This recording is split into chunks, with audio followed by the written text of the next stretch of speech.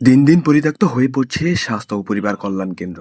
প্রাথমিক স্বাস্থ্য সেবা থেকে বঞ্চিত হচ্ছে হাজারো মানুষ। স্থানীয়দের দাবি পুনরায় চালু হোক এ স্বাস্থ্য সেবা। হাসপাতাল চালু হলে ভালো হয়। আমরা এটা জোর দাবি করছি যে চালু জানি তাড়াতাড়ি হয়।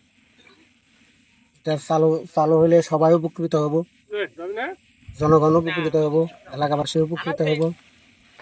প্রথম যখন হইলো তখন মনে হয় আর কি কিছুদিন দিত যে ট্যাবলেট টুবলেট গ্যাস্ট্রিকের অথবা এই ঠান্ডা জ্বরের এগুলো পাইতাম।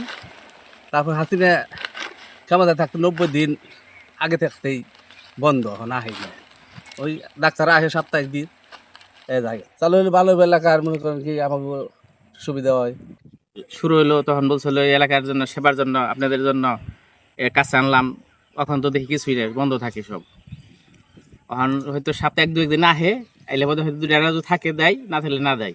অনেক কিছু বানিয়েছে, বিটবুট বানিয়েছে, সে ডাক্তার ডক্টরের খবর নাই। এখন এটা চালু হওয়ার দাবি করতেছি, যদি চালু হয় তাহলে এলাকার জন্য ভালো হবে নাকি। হাসপাতালটা হয়েছে আমরা অনেক খুশি হয়েছিলাম, তা তো ইয়ে হয় না।